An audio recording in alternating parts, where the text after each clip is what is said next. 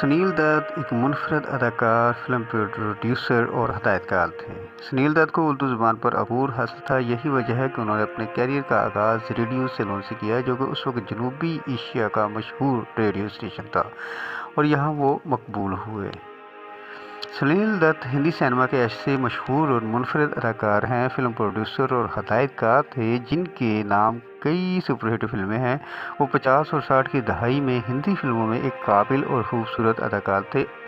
सुनील दत्त 6 जून यानी 1929 में गैर मुक़स्सम हिंदुस्तान के पंजाब के ज़िला जेहलम में पैदा हुए थे। इनके वालिद का नाम दीवान रघुनाथ दत्त और वालिदा का नाम कलवंती देवी दत्त था।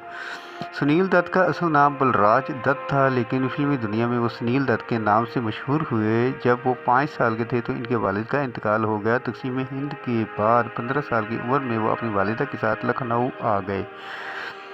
यहाँ अमीनाबाद में वो अपनी वालिदा के साथ तवील मुद्दत तक रहे। बाद में वो बम्बई चले गए और वहाँ के जे हिंद कॉलेज से मज़ीद तालीम हासिल की। उन्होंने अपने इब्तदाई दिनों में मुंबई की बेस्ट बस में कंडक्टर के तौर पर भी काम किया था। सुनील दत्त को उर्दू ज़ुबान पर अबूर हासिल था। यही वजह है कि उन्होंने अपने कैरियर का आगाज़ रेडियो सेलोन से किया, जो कि उस वक्त जनूबी एशिया का एक मशहूर रेडियो स्टेशन था और वो वहाँ बहुत मकबूल हुए। उस ज़माने का एक किस्सा ये भी मशहूर है कि इन्हें एक बार अपने स्टूडियो में नरगिस का इंटरव्यू करना पड़ा।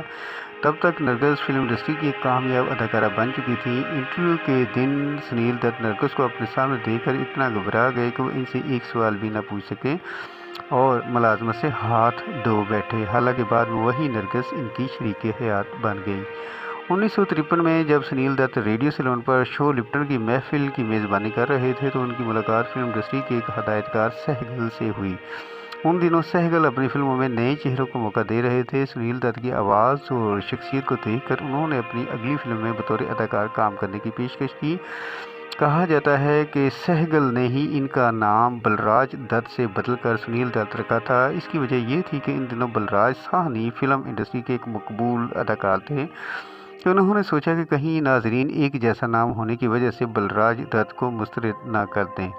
सुनील दत्त ने अपने फिल्मी कैरियर का आगाज़ बतौर अदाकार 1955 में फिल्म रेलवे स्टेशन से किया। इसके बाद वो 1957 में मशहूर फिल्म प्रोड्यूसर व हदायतकार महबूब खान की फिल्म मदर इंडिया से फिल्म इंडस्ट्री में एक कामयाब अदाकार के तौर पर उनकी शनाख्त कायम हुई।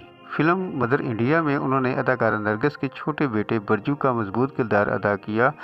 यहाँ भी वो सीट पर नरगिस को देखकर बहुत घबरा जाया करते थे। बाद में नरगिस ने खुद इनकी अदाकारी में मदद की, तभी वो इनके सामने पुरसकून हो सके। इस फिल्म के सुपरहिट होने के बाद सुनील दत्त रातों रात स्टार बन गए। इसके बाद उन्होंने 1958 में साधना, 1959 में सजाता, 1963 में मुझे जीने दो और गुमराह और 1965 में वक्त, 1967 में परोसन और हमराज जैसी एक से बढ़कर एक हिट फिल्में दी। 1964 में सुनील दत्त ने डाकुओं की ज़िंदगी पर मबनी फिल्म मुझे जीने दो बनाई, जो बॉक्स ऑफिस पर हिट रही और इस फिल्म के लिए इन्हें बेहतरीन अदाकार का फिल्म अवार्ड भी मिला। सिर्फ 2 साल बाद उन्हें इन्हीं की फिल्म खानदान के लिए बेहतरीन अदाकार का फिल्म फेयर अवार्ड भी दिया गया। फिल्म मदर इंडिया की शूटिंग के दौरान एक सीन दिखाया जाना था कि सुनील दत्त अपनी वालिदा नरगिस को आग से बचा रहे हैं, लेकिन सेट पर गलती की वजह से आग बहुत ज़्यादा फैल गई और नरगिस इसमें फंस गई। इसके बाद सुनील दत्त अपनी जान की परवाह किए बगैर आग में कूद गए और नरगिस को बचाया। इसके बाद दोनों में कुर्बतें पैदा हो गई। एक बार सुनील दत्त की बहन बहुत बीमार हो गई और सुनील दत्त शूटिंग के सिलसिले में बम्बई से आए थे, तो नरगिस ने इनकी बहन को डॉक्टर को दिखाया और इनकी बहुत देखभाल की। इस बात ने सुनील दत्त के दिल में नरगिस के लिए मज़ीद मुकाम बना दिया और उन्होंने बहुत हिम्मत करके शादी की पेशकश की, जिसे नरगिस ने कबूल कर लिया और 1958 में दोनों ने शादी कर ली। सुनील दत्त ने 1963 में ये रास्ते हैं प्यार के फिल्म साजी में कदम रखा, लेकिन ये फिल्म बॉक्स ऑफिस पर फ्लॉप साबित हुई। इसके बाद उन्होंने डाकुओं की ज़िंदगी पर मबनी फिल्म मुझे जीने दो बनाई, जो हिट साबित हुई। 1971 में उन्होंने अपनी ड्रीम प्रोजेक्ट फिल्म रेशमा और शेरा खुद बनाई और हदायतकारी की और इस फिल्म में बतौर अदाकार भी काम किया। ये फिल्म बड़े बजट वाली एक पीरियड फिल्म थी, लेकिन ये फिल्म भी बॉक्स ऑफिस पर फ्लॉप हो गई। फिल्म प्रोड्यूसर और डायरेक्टर बनने के बाद भी वो खुद को ज़्यादा देर तक अदाकारी से दूर न रख सके और 1974 में प्राण जाए पर बचन न जाए, 1976 में नागिन, 1979 में जानी दुश्मन और 1980 में शान जैसी कामयाब फिल्मों में नजर आए। 1995 में उन्हें फिल्म फेयर के लाइफ टाइम अचीवमेंट अवार्ड से नवाजा गया और 2005 में इन्हें फिल्मी दुनिया के सबसे बड़े अवार्ड दादा साहब फाल्के से भी नवाजा गया। सुनील दत्त की चुनिंदा फिल्मों की एक तवील फहरिस्त है, जिसमें 1957 की मदर इंडिया, 1958 की साधना, 1959 की इंसान जाग उठा और सजाता, 1960 की हम हिंदुस्तानी, 1961 की छाया, 1963 की मुझे जीने दो और गुमराह, 1964 की गज़ल, 1963 की मुझे, 1965 की ख़ानदान और वक्त, 1966 की आम्रपाली और मेरा साया, 1967 की हमराज और मिलन, 1968 की पड़ोसन, 1971 की रेशमा और शेरा, 1976 की प्राण जाए पर बचन न जाए, 1976 की नागिन, 1979 की जानी दुश्मन, 1980 की शान, 1981 की रॉकी, 1984 की राज तिलक, 1991 की ये आग कब बुझेगी, 1993 की परंपरा और 2003 की मुन्ना भाई MBBS जैसी फिल्में शामिल हैं। सुनील दत्त ने 1981 में अपने बेटे संजय दत्त को फिल्म रॉकी से सिल्वर स्क्रीन पर मुतारफ़ करवाया। इस फिल्म की रिलीज़ से कबल इनकी अहलिया नरगिस का इंतकाल हो गया था। फिल्म के प्रीमियर के मौके पर थिएटर में नरगिस की सीट खाली रखी गई थी। फिल्म में मुख्तलिफ किरदार अदा करने के बाद सुनील दत्त ने 1984 में मुल्क की हुकूमत के लिए सियासत में कदम रखा और कांग्रेस के टिकट पर लोकसभा इंतखाबात जीत कर पार्लियामेंट पहुंचे। उन्हें 1968 में हुकूमत हिंद ने पद्म श्री से नवाजा और 1982 में बम्बई का शरफ मुकर्रर किया।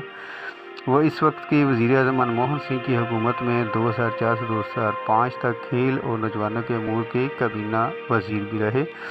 आज इन्हीं की सियासी विरासत को इनकी बेटी प्रिया दत्त संभाल रही हैं, जो कांग्रेस पार्टी की रहनुमा है।